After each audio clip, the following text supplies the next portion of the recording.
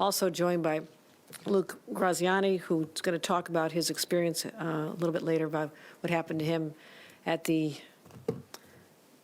being removed from his position in the Department of Veterans Affairs.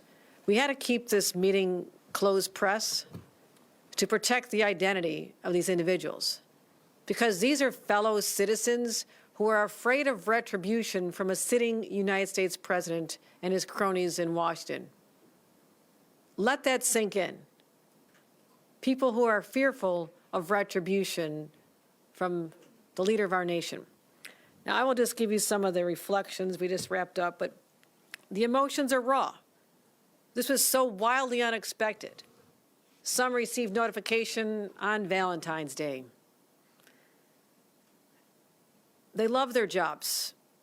Some of them were on probation, some literally days away from having permanent status. They found the whole experience degrading, dehumanizing. There's anger, but immediately their thoughts turn to the impact on their families. Children who need their parents to bring home a paycheck. Losing health insurance.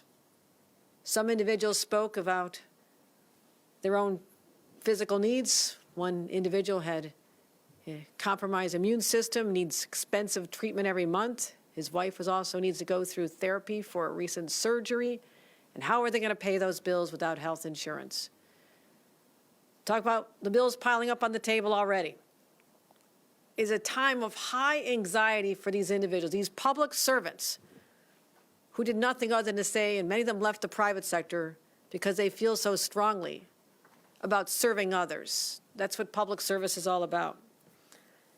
It also has an impact on the public. These are individuals, whether it was people at the IRS who are investigating corporate tax scams that were defrauding money from taxpayers overall. These were people at the Consumer Protection Bureau, CFPB. What were they doing? They're protecting consumers from scams and companies that were trying to harm individuals' credit scores. The list goes on. The reality is, this has caused undue harm, not just to these individuals and their families and the shock of what they're going through. And this is just a snapshot, this handful of individuals. And it's going on all over New York. It's going on all over America, and particularly hard-hit Washington. I want them to know that we'll work with them. They are New Yorkers. They're part of our families. And we offered some suggestions of what we can do. Again, back to Luke. Luke lives in Queens. He served our country for 20 years, including 4 tours in Afghanistan and Iraq. Willing to put his life on the line for all of us. He was working at the Bronx VA's office before he was deemed government waste in this reckless, ongoing employee purge. To us, he's an American hero.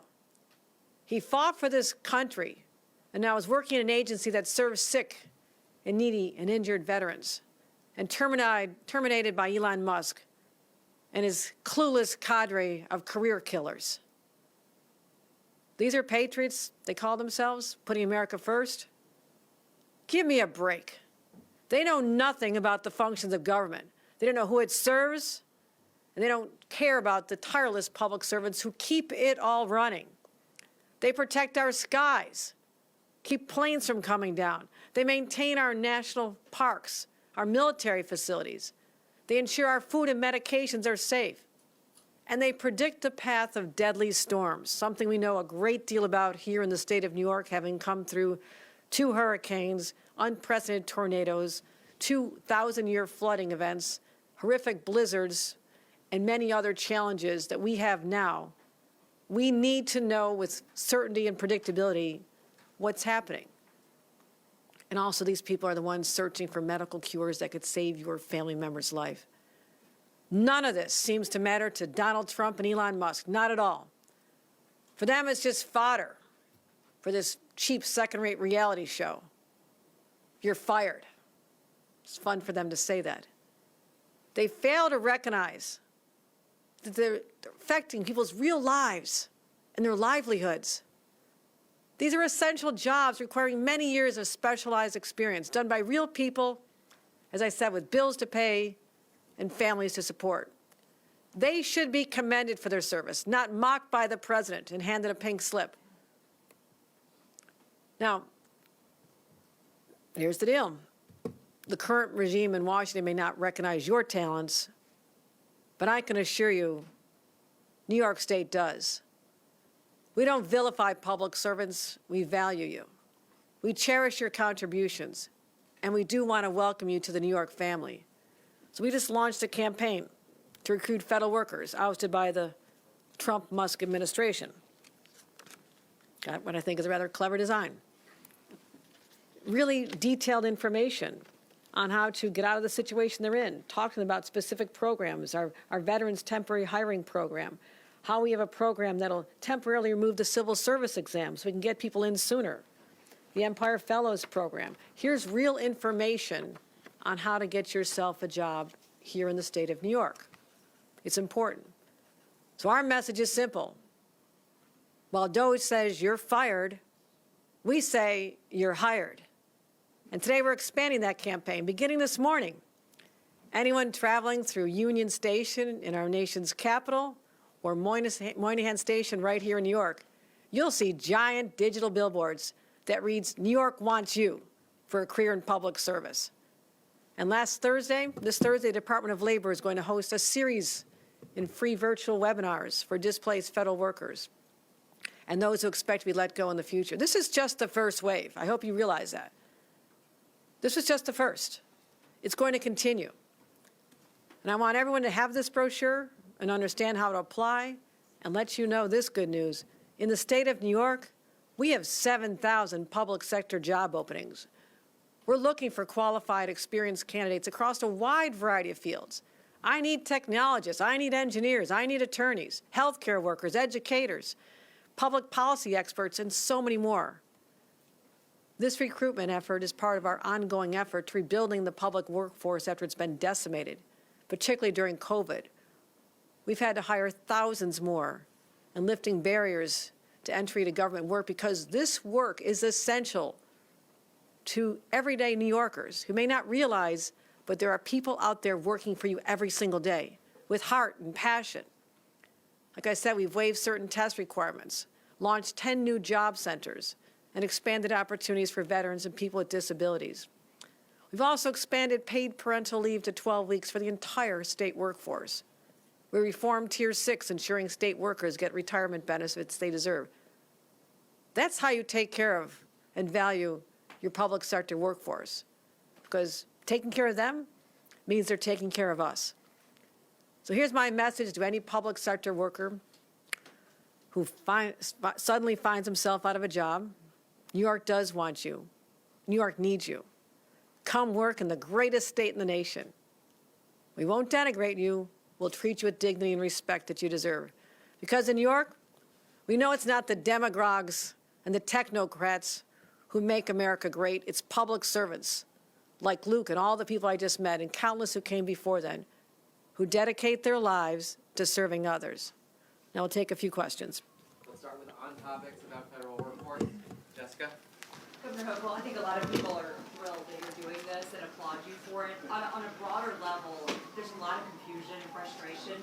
What are Democrats doing to fight back against this swath of dramatic changes that are impacting millions of people's lives? It starts in the courts.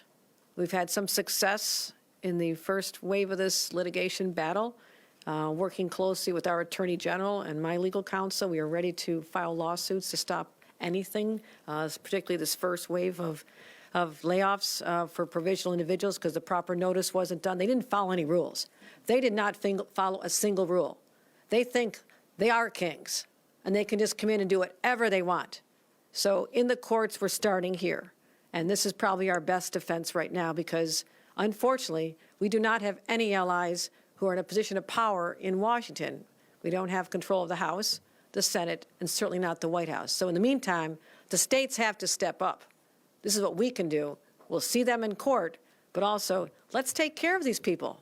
Let's not have them worry about their health care, whether or not their child's going to get medical treatment.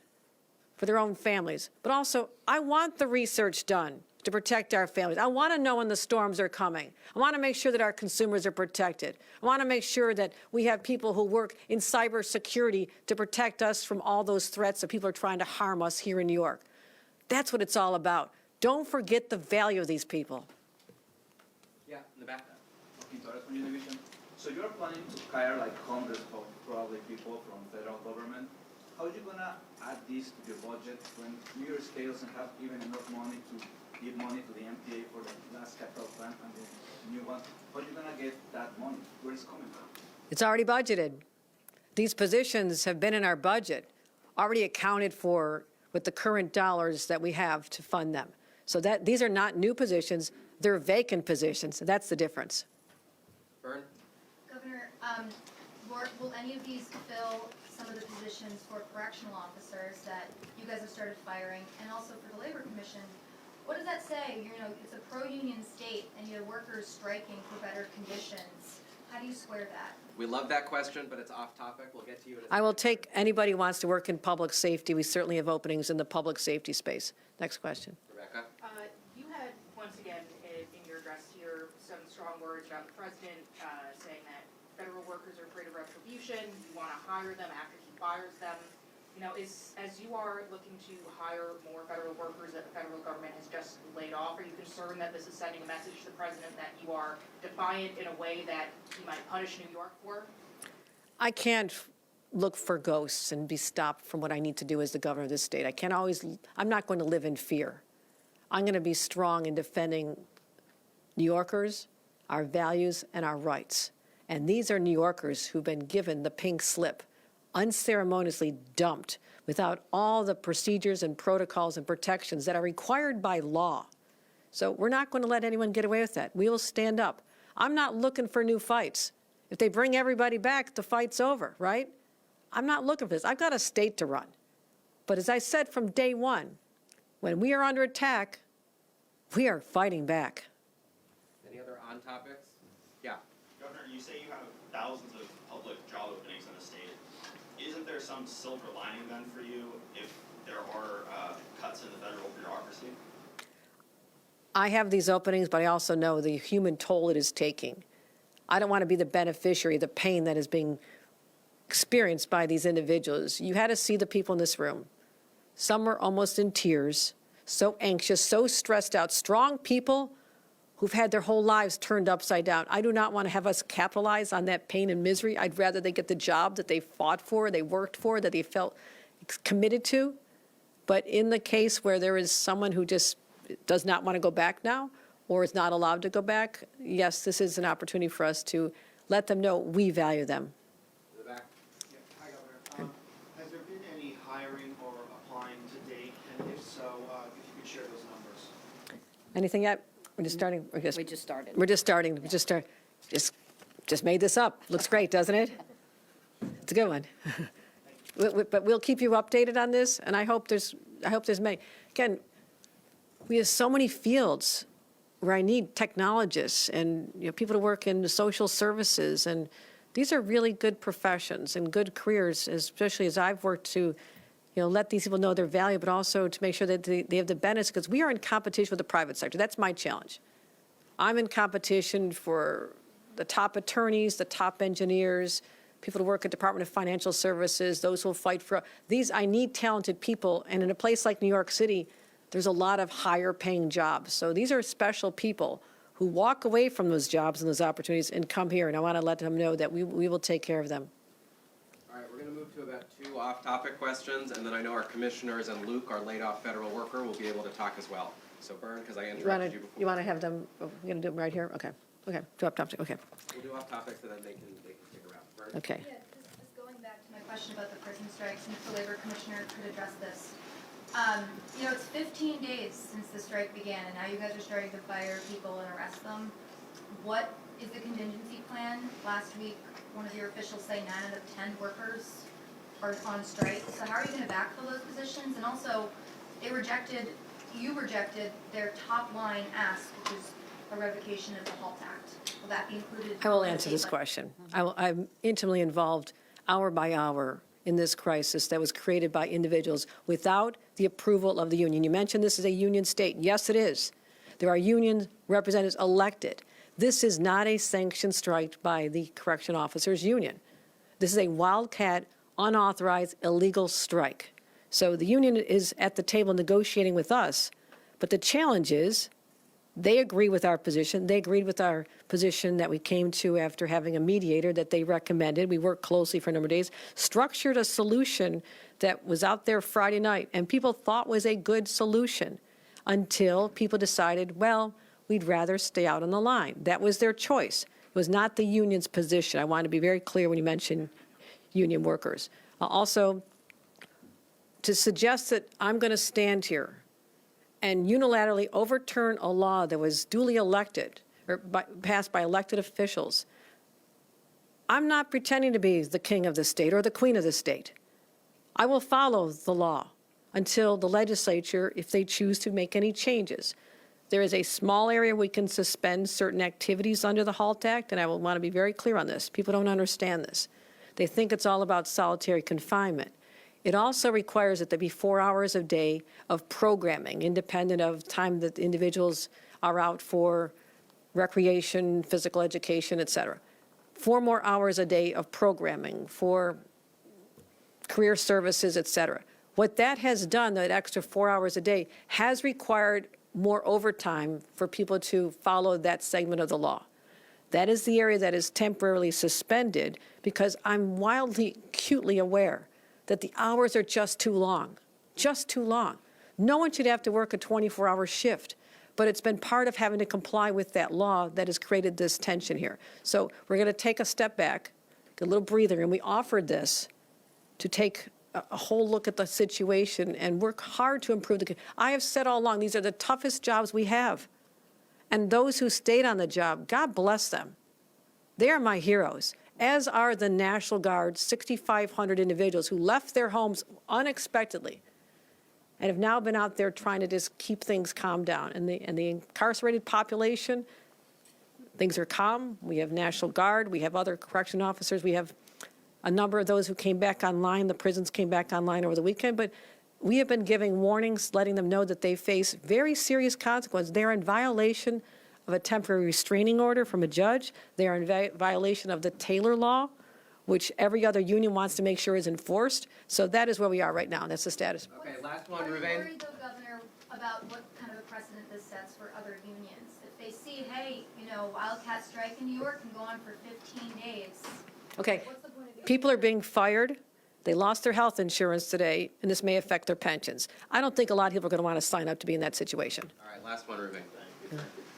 This morning, NPR host asked you what you thought about Governor Cuomo and the mayor race, and you said you work with a mayor who, quote, will continue my policies to make sure we keep the city safe. So, given the criminal justice reforms he signed into law back some years back, working hard to change.